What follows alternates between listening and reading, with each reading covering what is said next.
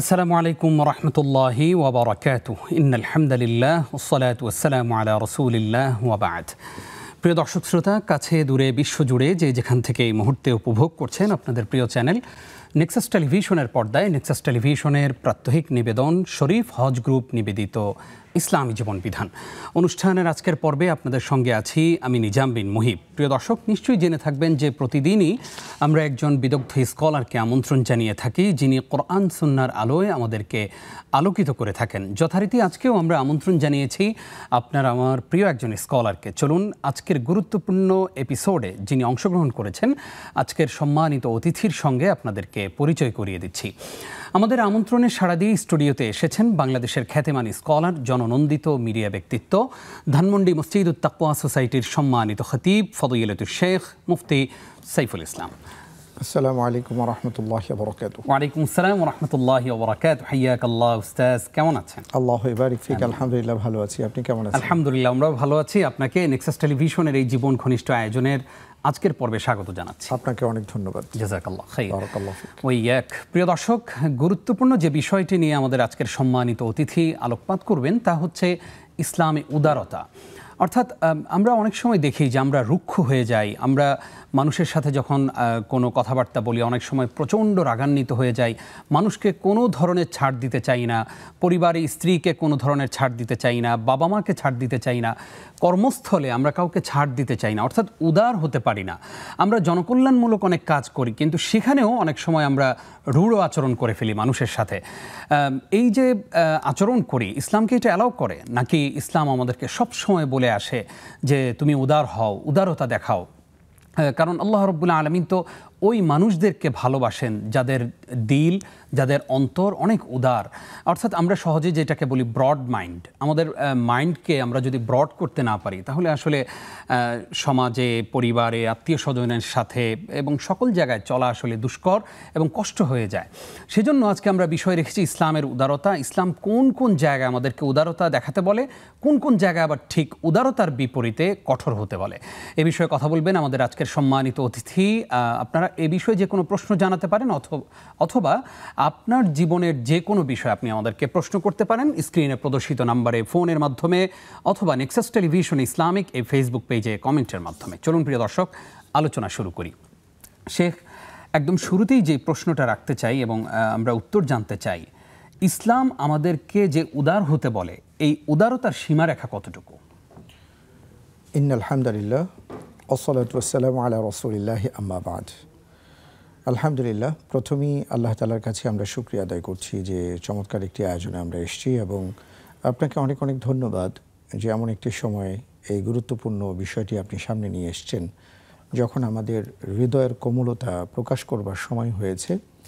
আমরা যেন উদার হতে পারি এবং এই ক্ষেত্রে ইসলামী যে অনুশাসনের উদারতার সীমারেখার কথা বলা হয়েছে, সেই সীমারেখা বজায় রেখে যেন আমরা আমাদের যাপিত জীবনের সর্বক্ষেত্রে তা বাস্তবায়ন করতে পারি।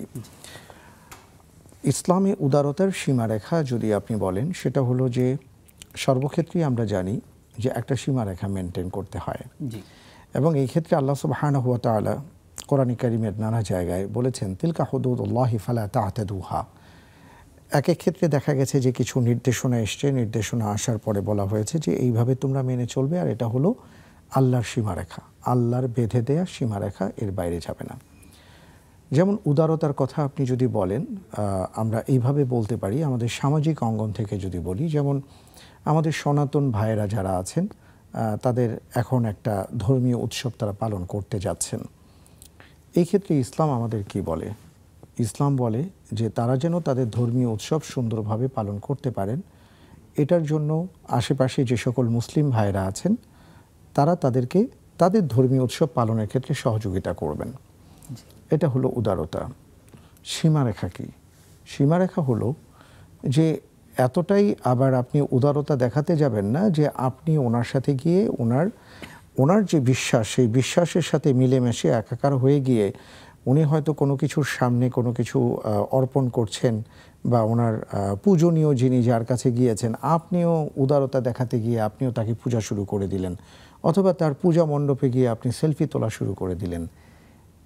এই উদারতার কথা আবার ইসলাম বলে না, নিজের অস্তিত্ব বিলীন করে দেয়। অর্থাৎ মূল কথা হলো যে আমাদেরকে একটা সীমারেখা মেনটেন করতে হবে, সেটা হলো আমাদের জীবনের সর্বক্ষেত্রেই একটা উদারতার বা জীবনের সব ক্ষেত্রে একটা সীমারেখা আছে। এই সীমারেখাটা যেন আমরা কখনোই লঙ্ঘন না করি। অনেকে আমরা মনে করি যে আমাদের জীবনযাপনের ক্ষেত্রে বা দিনের ক্ষেত্রে, যেহেতু ইসলাম নিয়ে কথা এসছে, উদারতার কথা এসছে, আমরা মনে করি যে আপনি যখন দিন পালন করবেন এটাকে এত কঠোর যে অনেকে মনে করেন, বা এটা নিয়ে আমাদের একটা প্রোপাগান্ডা আছে যে যেমন এখন বলা হচ্ছে না যে বাংলাদেশে যদি কোনোভাবে ইসলামী শাসন কায়েম হয় তাহলে অমুকের কি হবে, তমুকের কি হবে। এটা কেন বলেন? এটা একটা প্রোপাগান্ডা। যারা ইসলাম সম্পর্কে জানেন তারা খুব ভালো করেই জানেন যে রাসূল সাল্লাল্লাহু আলাইহি ওয়াসাল্লাম যে একটি মানবিক রাষ্ট্র গঠন করেছিলেন, সেই রাষ্ট্রটা কিভাবে সবাইকে নিয়ে চলতে হয় এটা যেভাবে তিনি সংবিধান প্রণয়ন করে তার বাস্তবায়ন করেছেন, পৃথিবীর ইতিহাসে এটা আজও বিরল। এবং সবাই বলতে বাধ্য হয়েছে যে মদিনা সনদের মতন এমন লিখিত সনদ বা সংবিধান পৃথিবীতে আজও হয়নি। তো এই জন্য বলবো যে ইসলাম সম্পর্কে আমাদের জানতে হবে এবং উদারতা কতটুকু ইসলাম আমাদেরকে বলেছে সেটা মানতে হবে, আবার আমরা সীমা লঙ্ঘন করব না ইনশাআল্লাহ। অল্প কথা একদম পুরো বিষয়টা আপনি নিয়ে আসছেন, আশা করছি আমাদের দর্শকরা উপকৃত হয়েছেন। আসবো আপনার কাছে আবারও ইনশাআল্লাহ। একটা ফোন নিয়ে আসি। জি, আসসালামু আলাইকুম ওয়া রাহমাতুল্লাহ। ভালো আছেন? জি জি আলহামদুলিল্লাহ, আপনারা কেমন আছেন? জি জি, আমার এত প্রিয় এই অনুষ্ঠানটা মানে বলার মতো না হুজুর। আসলে বললে এটা গুনাহ হবে কিনা, অন্যান্য চ্যানেলেও হয়, কিন্তু মানে নেক্সাস টেলিভিশনের যেমন দর্শকের কথা মানে ভালোভাবে শুনে, মানে অন্যান্য চ্যানেলে শুনে না, মানে কিছু বলতে না বলতেই বলতে বুঝতে পারছি এটা বললে আর কি ইয়া করে। জি জি, আমার হচ্ছে আপনাকে অসংখ্য ধন্যবাদ। আমরা প্রশ্নটি শুনতে চাই। জি, আমার প্রথম কোশ্চেন, আমার হচ্ছে কিছুদিন আগে পা পড়ে গেছিল, এখন হাঁটুর নিচ থেকে গোড়ালির উপর পর্যন্ত ব্যান্ডেজ ছিল, দীর্ঘদিন ব্যান্ডেজটা রাখতে হয়েছে, এখন এভাবেই গোসল করতে হয়েছে না ভিজিয়ে। এখন 2-1 দিন পর পর ড্রেসিং করে আবার পুনরায় ব্যান্ডেজ করে দিচ্ছে। এখন আমার প্রশ্ন হচ্ছে মানে ফরজ গোসলটাও আমি এভাবেই করছি, এখন হয়েছে কি না, বা আমি নামাজও ওভাবে গোসল করে নামাজ পড়ছি, এখন হয়েছে কিনা, এটা ফার্স্ট কোশ্চেন। দ্বিতীয় কোশ্চেন হচ্ছে মানে গোসল ফরজ হওয়া অবস্থায় গোসল না করে পানি পান করা যাবে কিনা। হ্যাঁ, আর হচ্ছে আরেকটা কোশ্চেন, আমি স্কুলে পড়াকালীন আমার হুজুর একটা দরুদ শিখিয়ে দিয়েছিলেন যে দরুদটা এশার নামাজের পরে 100 বার করে পাঠ করলে মনের আশা পূরণ হবে বা রেজাল্ট ভালো হবে, এরকম। তো তখন থেকে কন্টিনিউয়াসলি আমি দরুদটা পড়তেছি, কিন্তু দরুদটা আমি অন্য কোথাও পাই না। এখন দরুদটা ঠিক আছে কিনা একটু শুনবেন। বিসমিল্লাহির রহমানির রহিম। আল্লাহুম্মা সাল্লি আলা সাইয়্যিদিনা মাওলানা মুহাম্মাদি ওয়াসিলাতি ইলাইকা ওয়া আলিহি ওয়াসাল্লিম। ওয়াসিলাতি ইলাইকা। জি জি, বুঝতে পেরেছি। ধন্যবাদ আপনাকে 3টি গুরুত্বপূর্ণ প্রশ্ন করবার জন্য। আমাদের সঙ্গেই থাকুন। আমাদের সঙ্গে এই মুহূর্তে আরও একজন সম্মানিত দর্শক আছেন। আসসালামু আলাইকুম। ওয়ালাইকুম আসসালাম। জি বোন, আমরা আপনাকে শুনছি, প্রশ্ন করুন। জি আমরা শুনছি, আপনি প্রশ্ন করুন। হ্যাঁ হ্যাঁ হ্যাঁ, যখন আমরা যখন সেলার করি, সেলার গুলো পায়ের টাকনুর নিচে পর্যন্ত চলে যায় গোড়ালি। জি, তো রুকুতে গেলে টাকনুর উপরে চলে আসে বা টাকনু পর্যন্ত হয়, তখন কি আমার ওই নামাজগুলো হবে? আচ্ছা, জি। আর একটা হলো যে মাগরিবের নামাজ 5 রাকাত পড়ার পরে আমি কি 2 রাকাত সুন্নত পড়তে পারবো তখনই? 5 রাকাত পড়ার পরে 2 রাকাত সুন্নত? হ্যাঁ হ্যাঁ, এটা কি হবে? জি, বুঝতে পেরেছি। ধন্যবাদ আপনাকে। আপনিও সুন্দর 2টি প্রশ্ন করেছেন, জীবন ঘনিষ্ঠ। আমাদের সঙ্গেই থাকুন। শেখ, আপনি অনুমতি দিলে আমরা প্রশ্নে চলে যাই। জি জি জি। আমাদেরকে এক বোন প্রশ্ন করেছেন, ওনার পায়ে ব্যান্ডেজ, এই অবস্থায় উনি ফরজ গোসল করেছেন, নামাজ পড়েছেন, ওনার এই ফরজ গোসলও হয়েছে কিনা এবং নামাজও হয়েছে কিনা আপনি আমাদেরকে জানাবেন। জি, ধন্যবাদ। ইসলামের বক্তব্য হলো, কোরআনে কারীমের মধ্যে আল্লাহ তাআলা বলেছেন লা ইউকাল্লিফুল্লাহু নাফসান ইল্লা উসাহা, যে কারো উপর আল্লাহ তাআলা বোঝা চাপিয়ে দেননি। আরেকটি জায়গায় এসছে ফাত্তাকুল্লাহা মাস্তাতাতুম, তোমরা যতটুকু পারো ততটুকু তোমরা আল্লাহকে ভয় করো।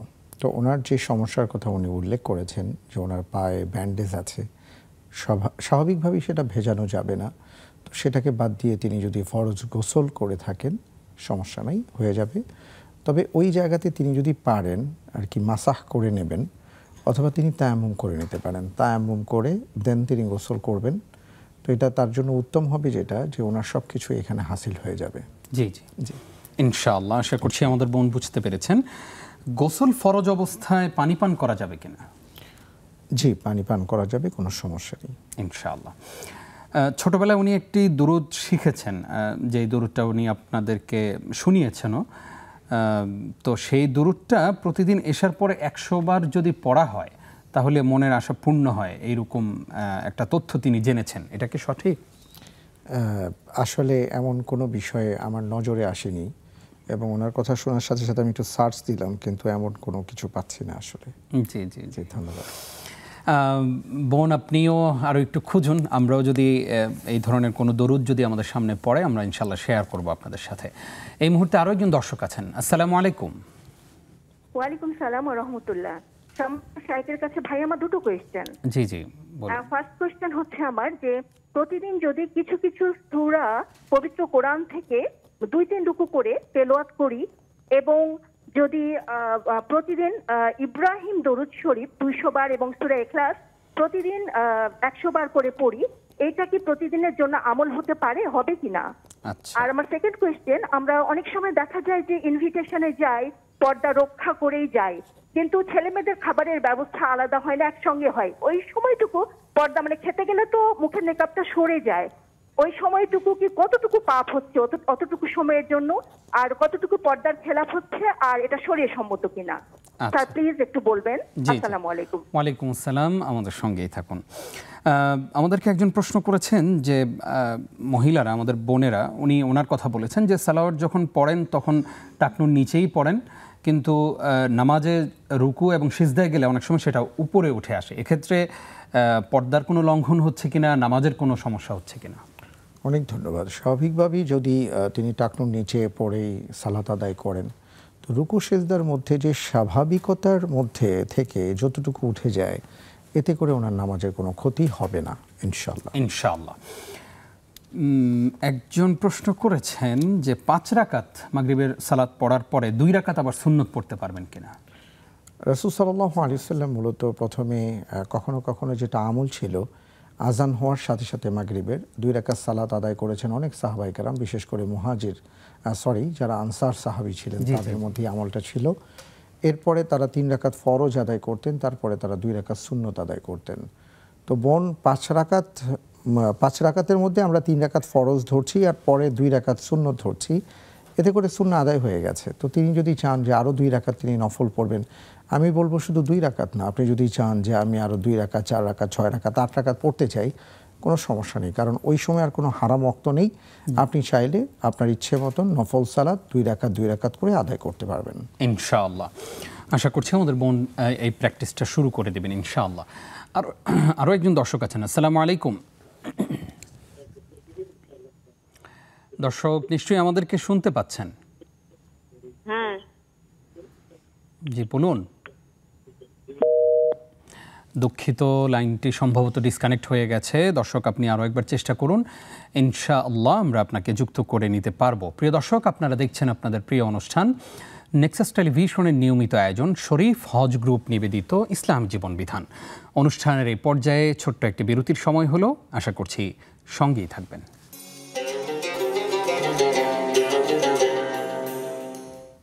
আরও একবার স্বাগত প্রিয় দর্শক, আপনাদেরকে। দেখছেন শরীফ হজ গ্রুপ নিবেদিত ইসলামী জীবন বিধান। আমরা আমাদের এই আয়োজন থেকে এত প্রশ্নের জবাব এই পর্যন্ত দিয়ে দিয়েছি, যে প্রশ্নগুলোর দ্বারা আপনারা উপকৃত হয়েছেন, আপনাদের সেই সাক্ষ্য দেয়া। আমরা চেষ্টা করি যে সেই প্রশ্নগুলো, আপনারা যতগুলো প্রশ্ন করেন সেই প্রশ্নগুলোর জবাব কোরআন সুন্নাহর আলোয় দেবার জন্য, এবং পাশাপাশি নেক্সাস টেলিভিশন ইসলামিক এই পেজে অনেকেই প্রশ্ন করে থাকেন। আমরা সময় স্বল্পতার কারণে অনেকের প্রশ্নের হয়তো জবাব দিতে পারি না, কিন্তু আমরা দেখি যে আপনারা সবাই প্রায় মানসম্মত প্রশ্ন করেন। এজন্য আপনাদের প্রতি কৃতজ্ঞতা। স্ক্রিনে প্রদর্শিত নাম্বারে ফোনে অথবা নেক্সাস টেলিভিশন ইসলামিক এই ফেসবুক পেজে কমেন্টের মাধ্যমে আপনি আমাদের সঙ্গে যুক্ত হয়ে যে কোনো প্রশ্ন করতে পারেন। শেখ, আপনাকে আরও একবার স্বাগত। জি, ধন্যবাদ। আমাদেরকে একজন প্রশ্ন করেছেন যে প্রতিদিন যদি 2-3 রুকু করে যেই কোনো সূরার 2-3 রুকু তিনি কন্টিনিউ তেলাওয়াত করেন অথবা দুরুদে ইব্রাহিম সহ অন্য যে কোনো আমল যদি প্রতিদিনের জন্য উনি নির্ধারণ করে নেন, এভাবে কি আমল করা যাবে? উনি আমি যতটুকু বুঝতে পেরেছি আমাদের বোনের কথা, সেটা হলো কোরআনে কারিমের একটা নির্দিষ্ট অংশ পর্যন্ত তিনি তিলাওয়াত করবেন, আর কিছু সূরা আছে যে সূরাগুলো তিনি নির্দিষ্ট সংখ্যা পর্যন্ত তিলাওয়াত করবেন। আর দরুদের কথা বলেছেন, সেটাও একটা নির্দিষ্ট সংখ্যার কথা তিনি উল্লেখ করেছেন। রাসূল সাল্লাল্লাহু আলাইহি ওয়াসাল্লাম আসলে এইভাবে আমল করেননি। আল্লাহ রাসূল সাল্লাল্লাহু আলাইহি ওয়াসাল্লামের আমলের মধ্যে আমরা যেটা পাই, নিয়মিত একটা তিলাওয়াত ছিল, আজকার ছিল, জিকির ছিল, কিন্তু সেই জিকিরের মধ্যে যে সংখ্যার যে নির্দিষ্ট বিষয়, এটা তিনি কখনো আমরা দেখি না। কেন দেখি না? এটার একটা কারণ আছে। আমরা যখন সংখ্যার দিকে তাকাবো তখন আমাদের ওই কোয়ান্টিটির দিকে নজর চলে গেলে কোয়ালিটির দিকে নজরটা কমে যেতে পারে। তা আমার কথা হলো, আপনার 200 বার দরুদ না পড়ে আপনি যদি আর কি চিন্তা, ভালোবাসা এবং ভালোবাসার গভীর থেকে আপনি যদি দরুদটা পাঠ করেন, সেটা যতবারই হোক, এটা আপনার জন্য বেশি কল্যাণকর। আপনার 100 বার সূরা ফাতিহা বা সূরা ইখলাস পড়তেই হবে, ব্যাপারটা এমন না। আপনি যখন সূরা ইখলাস তিলাওয়াত করবেন, আপনি ভাবার চেষ্টা করুন যে আপনি আসলে কি পড়ছেন। তখন এই সূরা ইখলাস আপনার ঈমানকে যেভাবে বাড়িয়ে দেবে, 1000 বার নর্মাল সূরা ইখলাস তিলাওয়াত করলে সেটা সমান হবে না। এই জন্য কথাগুলো বলা। আশা করছি আমাদের বোন বুঝতে পেরেছেন, আমল করবেন ইনশাআল্লাহ, তবে সেটা নির্দিষ্ট কোনো ফরম্যাট আমরা নিজেরা তৈরি করে নিব না। এই মুহূর্তে আমাদের সঙ্গে আরো একজন দর্শক আছেন। আসসালামু আলাইকুম। ওয়ালাইকুম আসসালাম। ভালো আছেন? জি আলহামদুলিল্লাহ, আশা করছি আপনারাও ভালো আছেন। এক মিনিট একটু কথা বলি। জি জি বলেন। কথা হলো, আপনার আজকে 1 বছর 3 মাসে আপনাদের এই চ্যানেলের অনুষ্ঠানটা আমি দেখি। একদিন রাত্রে 11:30 বাজে স্টার জলসে আমি পাখি নামে একটা নাটক ছিল, সেই নাটকটা দেখতেছিলাম। তখন আমার ছেলে আমাকে বলে, মা তুমি ফ্যাশন নামাজ পড়ছো, অথচ বসে বসে এই অনুষ্ঠানটা দেখো। মা তুমি এটা দেখো না, এই অনুষ্ঠানটা দেখো। তখন থেকে আমি আপনাদের এই অনুষ্ঠানটা দেখি। কালকে 9 তারিখ 8 মাস হবে আমার ছেলেটা মারা গেছে। আরো 2 দিন আমি ওনার সাথে কথা বলছি, আমি অনেক শান্তি পেয়েছি ওনার সাথে কথা বলার পরে। কিন্তু আমার ছেলের জন্য দোয়া করবেন। সে চলে গেছে, সে ফেসবুকে দেখতো আপনাদের অনুষ্ঠানটা, ও আমাকে অনেক কিছু বলতো, কিন্তু সে থেকে আমি আর সেই অনুষ্ঠানটা দেখিনি। আপনাদের অনুষ্ঠানটা প্রতিদিন দেখি। আর এখন আমার দুটো প্রশ্ন হলো, আজ থেকে 10 থেকে 12 বছর আগে আমার হাজবেন্ড যে প্রতিষ্ঠানে চাকরি করতো, সেখানে একজন বিধর্মীর হিন্দু ধর্মের লোক তাকে ব্লাড দিছে। ও নেগেটিভ। হসপিটালে মানে ও ওটিতে ছিল, তখন সবাই বলে যে দিলে ভালো হবে, তাই হয়েছে। আর দ্বিতীয় প্রশ্ন হলো, আমি আজকে 1 তারিখে বাসা চেঞ্জ করে চলে আসছি। আমার ছেলেটা ওই বাসায় মারা গেছে, ওইখানে 10 মাস ছিলাম।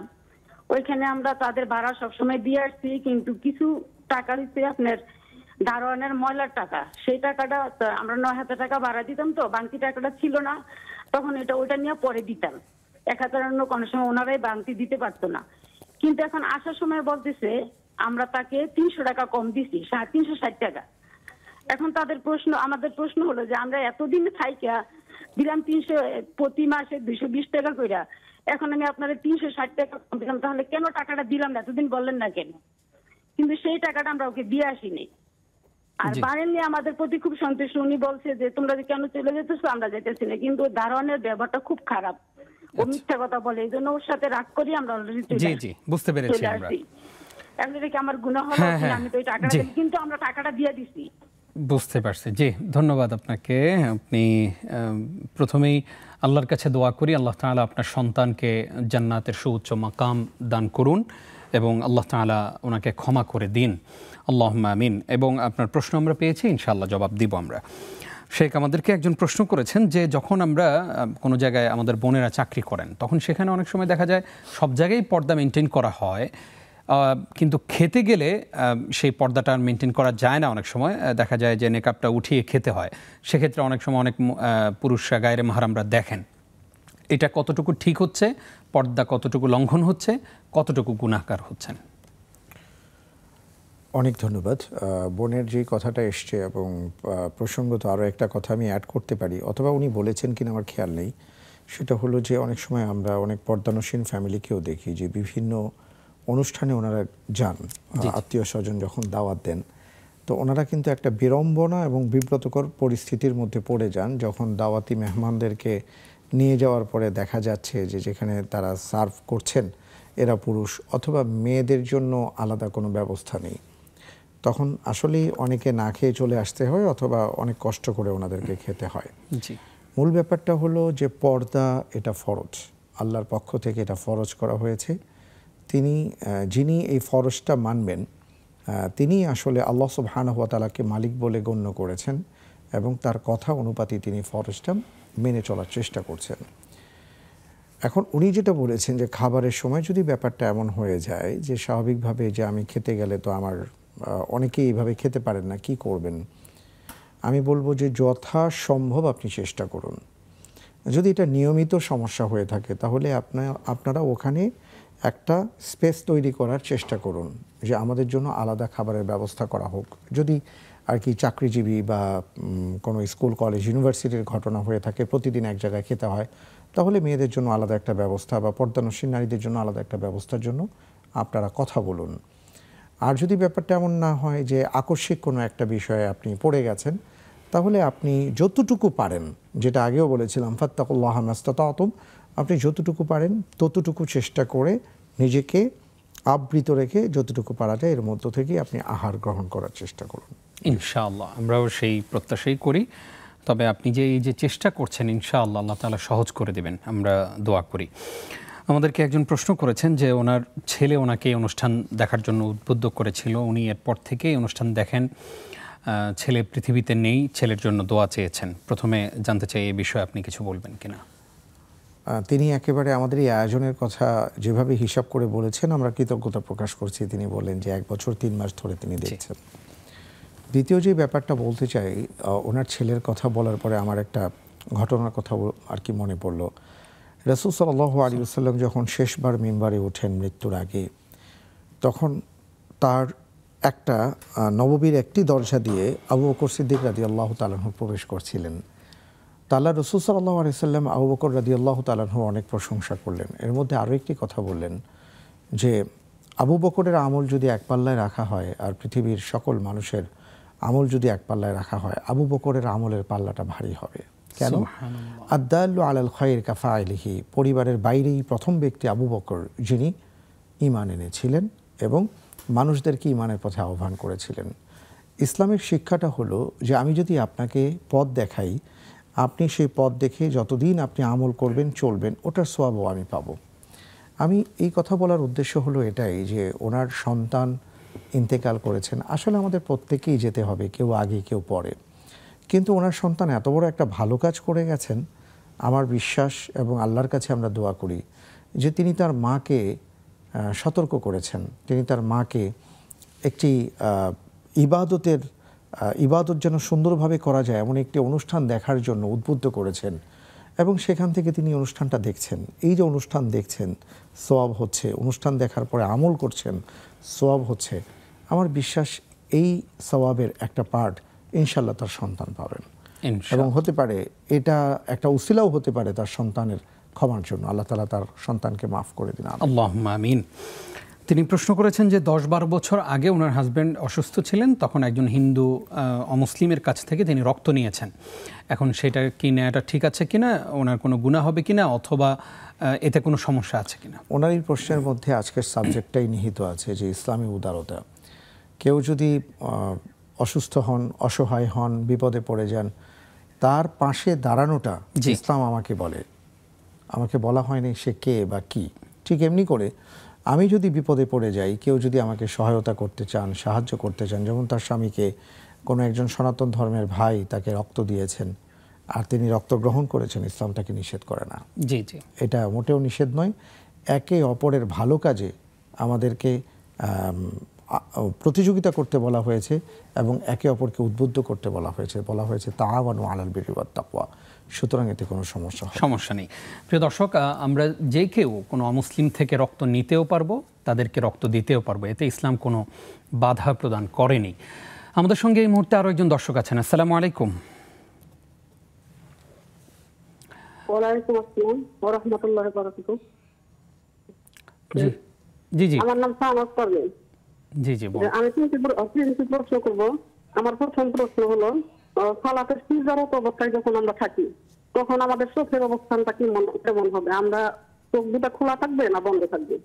আচ্ছা। আর দ্বিতীয় প্রশ্ন হলো সিজদা সম্বন্ধে।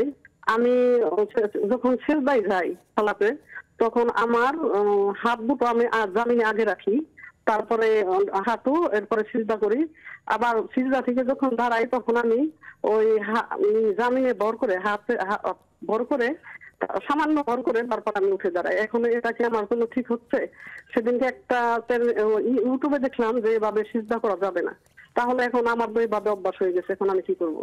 আচ্ছা। আর তৃতীয় প্রশ্ন হলো, রাতে ঘুমানোর আগে তো কতগুলো আমল আছে জানি, ওই আমলগুলো এখন করার নিয়মটা কি? আমি কি শুয়ে শুয়ে আমলগুলো করতে পারবো, বা আমি অন্য রুম থেকে আমলগুলো করে এসে আর এক রুমে ঘুমাতে পারবো?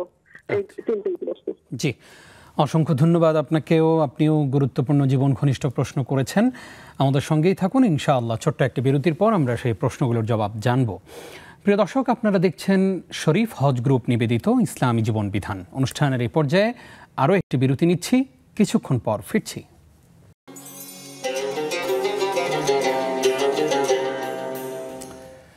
প্রিয় দর্শক, দেখছেন শরীফ হজ গ্রুপ নিবেদিত ইসলামী জীবন বিধান। আজকে আমরা ইসলামের উদারতা নিয়ে কথা বলেছি এবং আপনাদের করা প্রশ্নগুলোর জবাব দিচ্ছি। আমাদের সঙ্গে যুক্ত হয়ে যান এবং প্রশ্ন করুন। শেখ, আপনাকে আরও একবার স্বাগত জানাচ্ছি। আমাদের সঙ্গে ফেসবুকে অনেকেই যুক্ত হয়েছেন। নয়ন ফেরদৌসি তিনি প্রশ্ন করেছেন, আয়াতুল কুরসি নামাজে সূরা ফাতিহা পড়ার পর পড়া যাবে কি? হ্যাঁ, অবশ্যই পড়া যাবে, আলহামদুলিল্লাহ, কোনো সমস্যা নেই। ফাকরাউ মা তায়াসসারা মিনাল কোরআন, আপনার যেটা সহজ মনে হয় কোরআনে কারীমের আয়াত, আপনি সূরা ফাতিহার পরে সেটা পড়তে পারবেন, কোনো সমস্যা নেই। জি, মায়াবী আক্তার তিনি প্রশ্ন করেছেন যে আজান দেওয়ার সময় যদি ভাত বা অন্য কিছু খাই, তবে খাওয়ার মাঝখানে কি আজানের উত্তর দিতে হবে? যদি আপনার খাওয়া চলছে, এমত অবস্থায় আজান হচ্ছে, এই মুহূর্তে আপনার উত্তর দেওয়াটা জরুরি নয়। আপনি খাওয়া শেষ করুন সুন্দরভাবে এবং এরপরে মূল যে উত্তর, অর্থাৎ নামাজের প্রস্তুতি নিয়ে সালাত আদায় করা, আপনি সেটা করুন ইনশাআল্লাহ।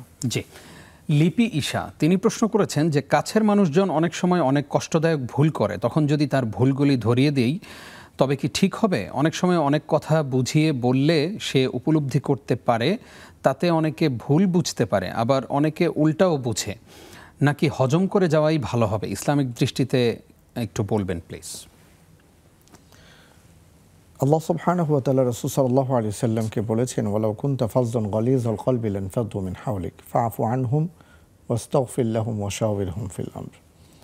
যে আপনি যদি কঠিন হৃদয়ের অধিকারী হতেন তাহলে এই মানুষগুলো আপনার পাশে আসতো না। এই কারণে আপনি তাদের সাথে নম্র আচরণ করুন এবং তাদেরকে ক্ষমা করে দিন এবং তাদের সাথে পরামর্শ করুন। মূল বিষয়টা হলো যে কাছের মানুষ যদি কোনো ভুল কিছু করে, আপনি সুন্দরভাবে তাকে যেভাবে বুঝালে উনি ভুল না বুঝতে পারেন সেইভাবে আপনি তাকে বোঝাবার চেষ্টা করুন। কিন্তু তাকে যদি আপনি থামিয়ে দেন, অর্থাৎ না বোঝাবার চেষ্টা করেন, এটা তার জন্য ক্ষতিকর হবে এবং তখন আপনার জন্য আরও বেশি কষ্টদায়ক হতে পারে। কষ্টদায়ক হবে। জি, খুবই সুন্দর একটি জবাব আমরা পেয়েছি প্রিয় দর্শক। আশা করছি আমাদের বোন বিষয়টি মাথায় রাখবেন ইনশাআল্লাহ। আরও একজন দর্শক আছেন। আসসালামু আলাইকুম। ওয়ালাইকুম আসসালাম। আমার একটি প্রশ্ন। জি জি, আপনাদের কাছে আমার অনুরোধ, একটু ভালোভাবে শুনবেন। আমি 5 ওয়াক্ত ফরজ নামাজের পর এই দোয়াগুলো বলি, দেখবেন ঠিক আছে কিনা। যেমন আল্লাহু আকবার একবার, আস্তাগফিরুল্লাহ 3 বার, আল্লাহুম্মা আনতাস সালামু ওয়া মিনকাস সালামু ইয়া তাবারাকতা ইয়া জাল জালালি ওয়াল ইকরাম একবার, সুবহানাল্লাহ 33 বার, আলহামদুলিল্লাহ 33 বার, আল্লাহু আকবার 34 বার, সূরা ইখলাস, ফালাক, নাস একবার করে, সকাল সন্ধ্যা 3 বার করে, আয়াতুল কুরসি একবার, আল্লাহুম্মা আইনি আল্লাহ জিকরিকা ওয়া শুকরিকা ওয়া হুসনি ইবাদাতি। জি জি জি, আমরা আসলে বুঝতে পেরেছি আপনার তারপরে আমলগুলো। বাকারার শেষ 2 আয়াত, জি মানে হলো বাকারার শেষ 2 আয়াত, এটা করতে পারবো না কিন্তু। জি জি, বুঝতে পেরেছি। ধন্যবাদ আপনাকে শেখ। এই প্রশ্নটি যদি জি, সব ঠিক আছে, খুবই চমৎকার এবং সুন্নাহসম্মত আমল আপনি করছেন। আমাদের সঙ্গে আরো একজন দর্শক আছেন। আসসালামু আলাইকুম। ওয়ালাইকুম আসসালাম। জি বোন, আমরা শুনছি। আমাদের বাসায় যে ছুটা কাজের লোকগুলা কাজ করে তাদের সাথে আমাদের আচরণ কেমন হওয়া উচিত? জি জি। আর অনেক সময় আমরা ভালোবেসে অনেক কিছু তাদের দিই, পরে যখন আমাদের কাজে ওরা কষ্ট দেবে কোনো কারণে আমাদের কি করে, তখন আমাদের কি করা উচিত ওদের সাথে? আচ্ছা আচ্ছা, জি ধন্যবাদ আপনাকে। খুবই জীবন ঘনিষ্ঠ প্রশ্ন করেছেন। আমাদেরকে একজন প্রশ্ন করেছে যে সালাতে আসলে আমরা চোখ কোথায় রাখবো? যখন আমি দাঁড়াবো তখন চোখ কোথায় রাখবো, যখন রুকুতে যাব তখনও চোখ কোথায় থাকবে? ধন্যবাদ। এখানে আমরা দুটো মত দেখি। একটা হলো যে সালাতের সর্বাবস্থায় আমার দৃষ্টিটা থাকবে সিজদার জায়গায়, আর দ্বিতীয় মতটা হলো যে আমি যখন দাঁড়াবো তখন সিজদার জায়গায়, যখন রুকুতে যাব তখন দুই পায়ের ফাঁকে হতে পারে বা সিজদার জায়গা হতে পারে, আবার যখন বসবো তখন কোলে হতে পারে। আর সিজদায় কি চোখ বন্ধ রাখবো না খোলা রাখবো? সিজদায় আমরা চোখটা খোলা রাখবো। খোলা রাখবো ইনশাআল্লাহ। একজন প্রশ্ন করেছেন যে উনি নতুন বাসায় উঠেছেন, পুরাতন বাসা থেকে আগের বাসা থেকে আসার সময় উনি টাকা পয়সা সব কিছুই দিয়ে আসছেন, কিন্তু দারোয়ান বলছে যে 360 টাকা আপনি কম দিয়েছেন, এখন ওনার করণীয় কি?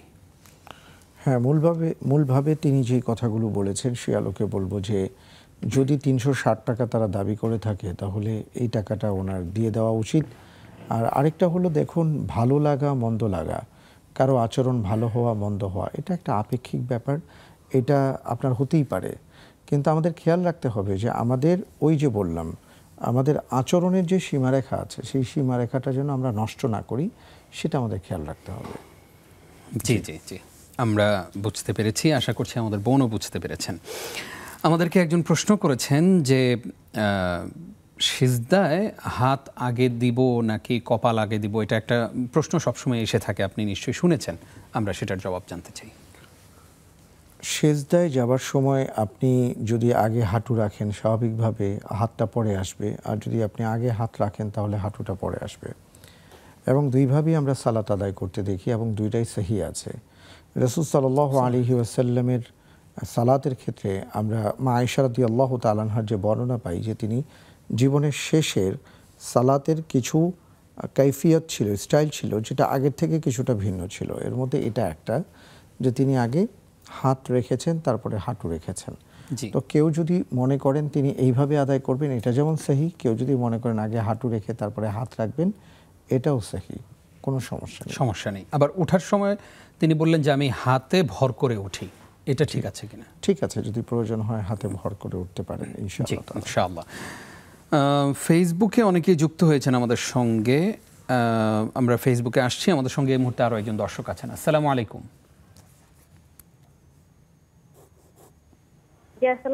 ওয়ালাইকুম আসসালাম। জি বোন, আমরা শুনছি, আপনি প্রশ্ন করুন। আমার 3টি প্রশ্ন হুজুর। একটা হচ্ছে আমার দুইটা ছেলে মনে হয় দুইটা ছেলে সিজারে, দ্বিতীয় ছেলেটা হওয়ার আগে আমার স্বামী বলছিল যে নর্মাল যদি হয় আমরা পিসাবুজিরের মাদ্রাসাতে একটি খাসি দেওয়া হবে, কিন্তু নর্মাল হয়েছে না, আমার বাচ্চা সিজারে হয়েছে। সিজারে হওয়ার পরে অনেকে যে আমরা যে ইয়াটা করছিলাম মান্যতা, এটা কি দেওয়া লাগবে কি না, এটা একটা প্রশ্ন। জি। আর একটা প্রশ্ন হলো যে ওই মুহররমের রোজা 10 রোজা আমি একবার মানছিলাম আর কি, বলতে আমি এইভাবে ইয়াটা করছি যে আমি 1 বছর 10 রোজা রাখবো, এমনি আমি 2 রোজা রাখি আর কি, লাস্টের 2 রোজা। তখন অনেকে বলে যে এটা 10 রোজা রাখলে সারা জীবন নাকি 10 রোজা রাখা লাগবো। তখন আমি যে একবার রাখছি, রাখতে আমি যে পরবর্তীতে আবার আমি 2 রোজা রাখতেছি, দেখি আমি যে একবার রাখছি 10 রোজা, আমি কি সবসময় 10 রোজা রাখতে হইব না? এটা আরেকটা প্রশ্ন। জি জি জি, ধন্যবাদ আপনাকে সুন্দর প্রশ্ন করবার জন্য। থাকুন আমাদের সঙ্গেই। প্রিয় দর্শক, আপনারা দেখছেন শরীফ হজ গ্রুপ নিবেদিত ইসলামী জীবন বিধান। বরকতময় আয়োজনের এই পর্যায়ে আরও একটি বিরতি নিচ্ছি। আশা করছি আলোকিত আয়োজনের সঙ্গেই থাকবেন।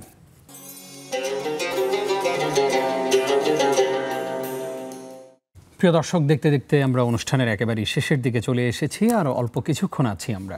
আপনারা আমাদের সঙ্গে যুক্ত হয়ে যান এবং প্রশ্ন করুন। উস্তাজ, আপনাকে আরও একবার স্বাগত জানাই। জি, ধন্যবাদ। আমাদেরকে একজন প্রশ্ন করেছেন যে রাতে ঘুমানোর পূর্বে যে আমলগুলো রয়েছে, সূরা মুলক আছে আর অন্যান্য যে আমলগুলো, সেগুলো আমি কি শুয়ে শুয়ে পড়তে পারবো? এবং পাশাপাশি আরেক রুম থেকে পড়ে এসে কি আমি অন্য রুমে ঘুমাতে পারবো? হ্যাঁ, কোনো সমস্যা হবে না, কোনো সমস্যা নেই ইনশাআল্লাহ। আমরা ছোট্ট করে জবাব পেয়ে গেছি। আমাদেরকে একজন প্রশ্ন করেছেন যে ছুটা কাজের মানুষের সাথে, কাজের লোকের সাথে আমাদের আচরণ কেমন হবে? অসাধারণ প্রশ্ন।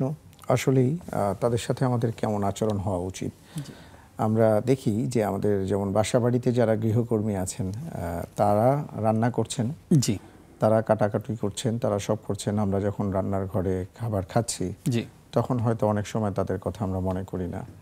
আমরা এটাও লক্ষ্য করি যে ড্রাইভার হয়তো কোনো দিন বাড়ির মালিকের সাথে বসে খাবার খাওয়ার মতন স্বপ্নেও ভাবতে পারে না, অথচ সেই ড্রাইভারের সামনেই কিন্তু সামনে তাকে সিট দিয়ে পিছনে আমরা বসি, জি জি, এবং তার হাতে আমাদের জীবন এবং তার হাতে আমাদের লক্ষ লক্ষ টাকার গাড়িটা আমরা জামানত দিয়ে দিই। জি জি। তো রাসূল সাল্লাল্লাহু আলাইহি ওয়াসাল্লাম এই ক্ষেত্রে অত্যন্ত চমৎকারভাবে আমাদেরকে শিক্ষা দিয়েছেন যে আমাদের বাড়িতে যারা কাজ করেন, গৃহকর্মী আছেন, নানা ক্ষেত্রে তাদের সাথে ব্যবহারটা কেমন হবে। জি, এই ক্ষেত্রে আনাস রাদিয়াল্লাহু তাআলা আনহুর যে সন্তান, আনাস বিন মালিক রাদিয়াল্লাহু তাআলা আনহুর কথা আমরা বলতে পারি। তিনি বলেছিলেন যে 10 বছর রাসূল সাল্লাল্লাহু আলাইহি ওয়াসাল্লামের বাড়িতে আমি খিদমত করেছি, তাও অবুঝ বয়সে। কিন্তু তিনি কোনোদিন আমাকে ধমকের সুরে কথা বলে বলেননি যে কেন এটা করেছো অথবা করো নাই।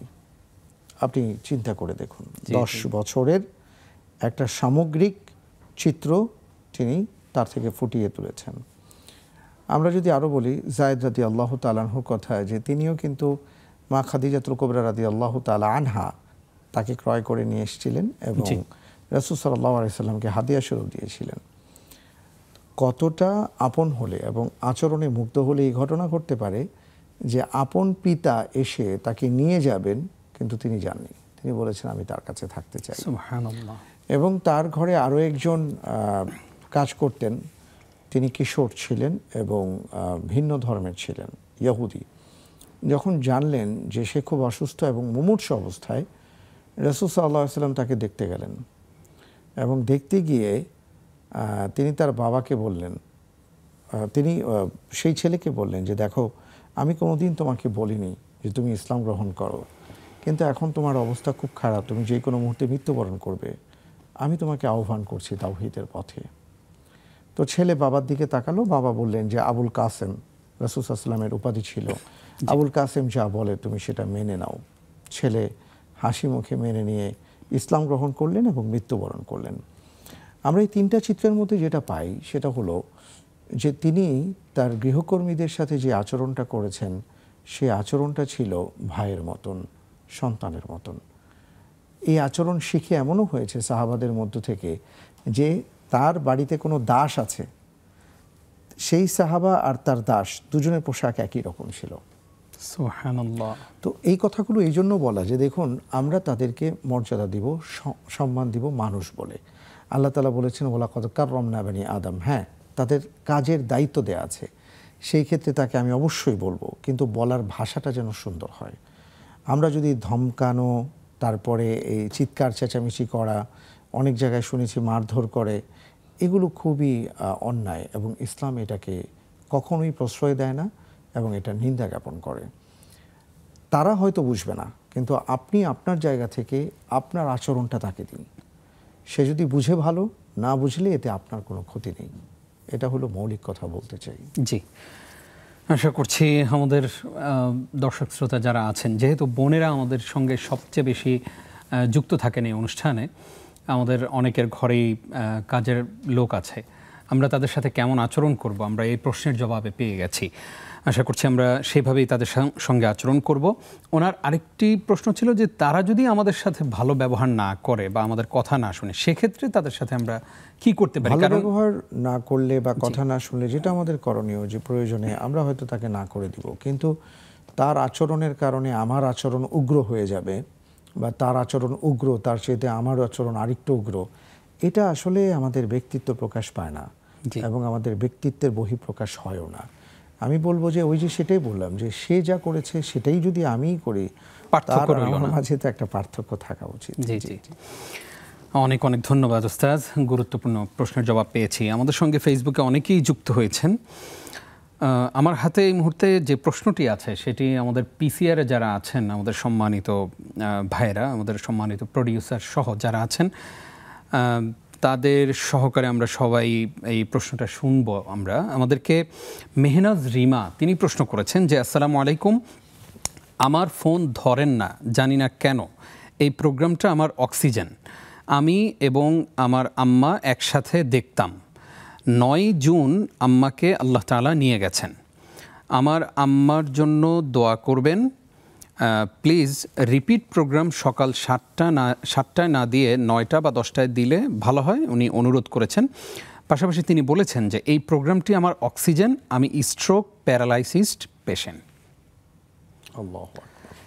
উস্তাদ আপনি যদি কিছু বলতেন।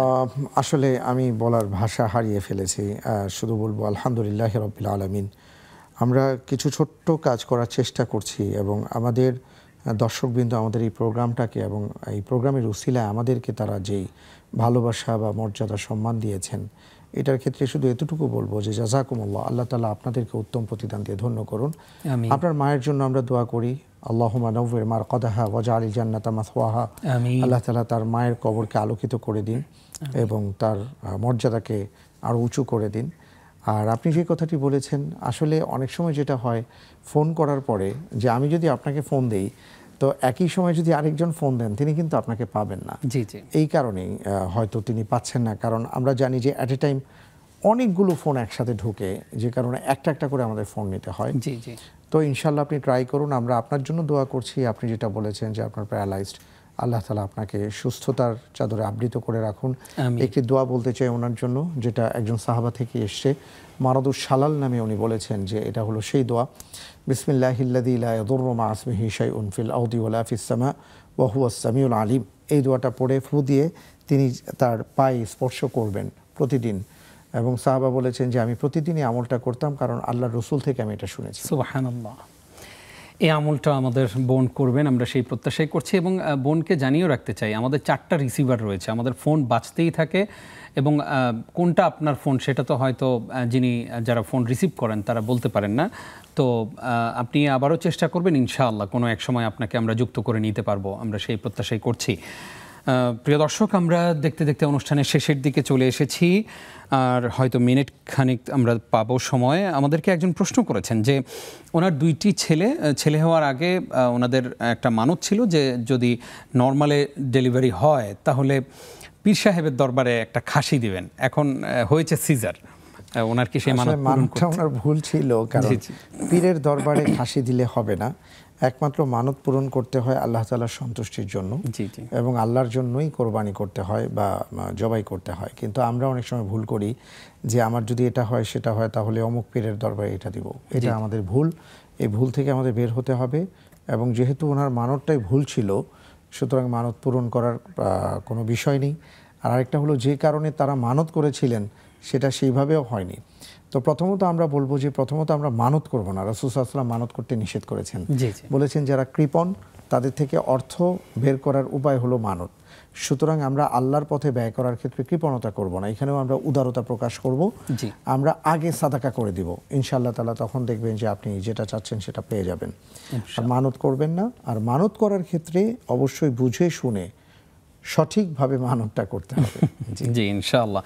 জাযাকাল্লাহ খাইর উস্তাদ। আমরা অনুষ্ঠান শেষ করব, কষ্ট করে আপনি সময় দিয়েছেন আজকে, সেজন্য নেক্সাস পরিবারের পক্ষ থেকে আপনাকে ধন্যবাদ জানাই। আপনাকে অনেক অনেক ধন্যবাদ। প্রিয় দর্শক, এতক্ষণ যারা আমাদের সঙ্গে ছিলেন, আল্লাহ তাআলা আমাদের প্রত্যেককে আজকে যতগুলো প্রশ্নের জবাব আমাদের আজকের সম্মানিত অতিথি দিয়েছেন সেই অনুযায়ী আমরা আমল করার চেষ্টা করব। আল্লাহ সুবহানাহু ওয়া তাআলা আমাদেরকে ভালো কাজে প্রতিযোগিতা করার তৌফিক দান করুন, আমিন। আজ এই পর্যন্তই। আগামীকালকের পর্ব দেখবার আমন্ত্রণ জানিয়ে এখানেই বিদায় নিচ্ছি আমি নিজাম বিন মুহিব। হাদা মা ইনদি ওয়াল ইলমু ইনদাল্লাহ। ওয়াসসালামু আলাইকুম ওয়া রাহমাতুল্লাহ।